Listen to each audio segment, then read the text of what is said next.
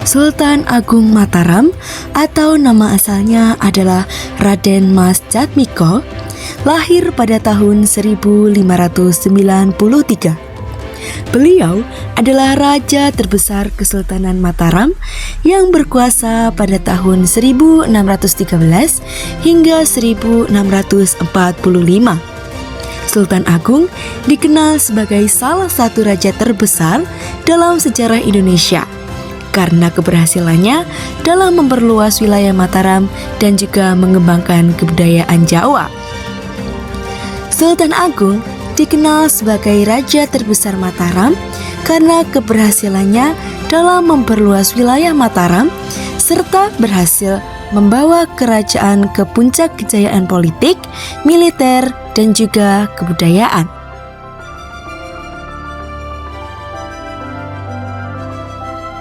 Sultan Agung Hanyokrokusumo adalah raja terbesar Kesultanan Mataram yang memerintah dari tahun 1613 hingga 1645.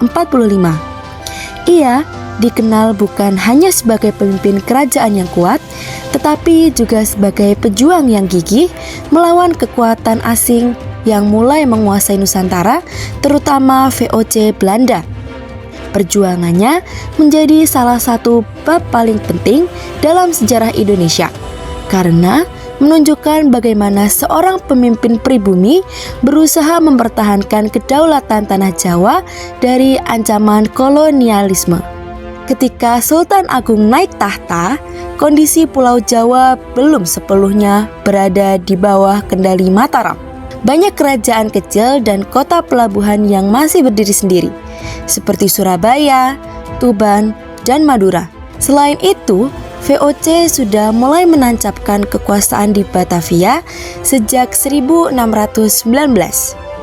Situasi ini membuat Sultan Agung merasa bahwa stabilitas politik dan keamanan wilayah akan terancam bila tidak ada satu kekuatan besar yang menyatukan Jawa.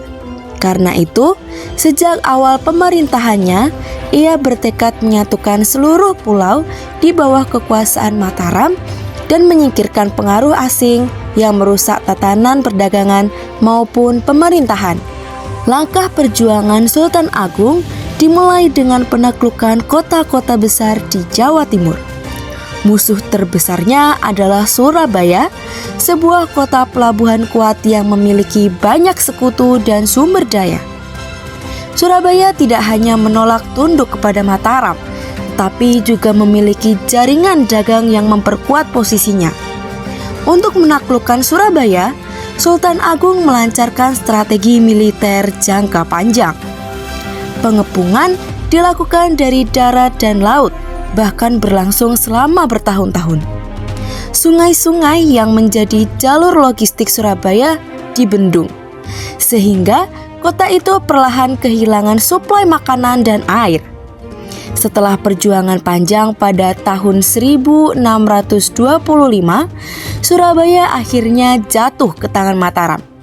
Keberhasilan ini menjadi titik penting dalam upaya Sultan Agung memperluas wilayah kekuasaannya. Setelah menaklukkan Surabaya, Sultan Agung bergerak ke daerah-daerah lain seperti Tuban, Gresik, Pasuruan, Lasem, dan Blitar. Ia juga memperluas pengaruhnya hingga ke Madura bagian selatan dan daerah Priangan di Jawa Barat. Cirebon menyatakan tunduk kepada Mataram, sehingga wilayah kekuasaan kerajaan semakin luas. Semua ini dilakukan dengan tujuan membentuk kekuatan besar yang mampu menghadapi ancaman VOC. Puncak perjuangan Sultan Agung adalah ketika ia memutuskan untuk menyerang VOC di Batavia. VOC dianggap sebagai ancaman besar karena merebut pelabuhan, memonopoli perdagangan, dan memecah belah kerajaan-kerajaan di Nusantara. Serangan besar pertama dilancarkan pada tahun 1628. Pasukan Mataram yang jumlahnya puluhan ribu berangkat ke Batavia melalui jalur darat dan laut. Namun, serangan ini gagal karena berbagai hambatan, yaitu logistik yang kurang, perjalanan yang panjang, dan VOC yang memiliki benteng kuat bernama Kastil Batavia. Dalam serangan ini, banyak prajurit Mataram yang gugur, termasuk beberapa pemimpin perang. Tidak menyerah, Sultan Agung kembali mempersiapkan serangan kedua pada tahun 1629. Kali ini persiapannya lebih matang, logistik diperluas, dan rute serangan diperbaiki. Namun, VOC yang menyadari adanya ancaman besar mengambil langkah lebih dahulu dengan membakar lumbung-lumbung padi milik Mataram di sepanjang jalur serangan. Akibatnya, pasukan Mataram kembali mengalami kelaparan di medan perang. Meskipun pasukan Sultan Agung sempat menembus beberapa bagian dinding benteng Batavia, pada akhirnya serangan kedua ini juga tidak berhasil. Kegagalan ini bukan karena kurangnya keberanian, tapi karena VOC memiliki persenjataan modern, logistik stabil, dan pertahanan benteng yang sangat kuat. Walaupun 2 kali menyerang Batavia dan gagal, perjuangan Sultan Agung memberikan dampak besar. VOC mengalami kerugian besar, baik materi maupun moral, sehingga lama tidak berani menyerang Mataram secara terbuka. Serangan besar Sultan Agung juga menunjukkan bahwa kekuatan pribumi tidak bisa dianggap remeh.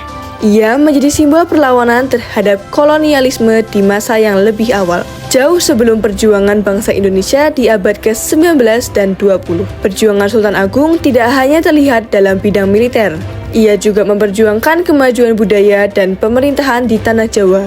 Ia menciptakan kalender Jawa yang menggabungkan unsur kalender Soko dan Hijriyah, sebuah inovasi besar yang masih digunakan hingga sekarang. Ia membangun sistem pemerintahan yang lebih teratur, memperkuat pertanian, serta mendorong berkembangnya seni dan sastra Jawa. Semua langkah ini menunjukkan bahwa perjuangannya bukan hanya untuk perang, tapi juga untuk kemajuan rakyat dan kebudayaan. Sultan Agung wafat pada tahun 1645 dan dimakamkan di Imogiri, Yogyakarta, kawasan pemakaman Raja-Raja Mataram yang ia bangun sendiri. Meskipun tidak berhasil mengusir VOC sepenuhnya, perjuangannya meninggalkan warisan besar. Kekuasaan Mataram diperluas, budaya Jawa diperkaya, dan semangat melawan penjajah tertanam kuat dalam sejarah Indonesia. Sultan Agung dikenang sebagai pejuang besar yang berusaha keras mempertahankan tanah air dari ancaman asing dan sebagai raja yang mengangkat martabat Mataram sebagai kerajaan terbesar di Jawa.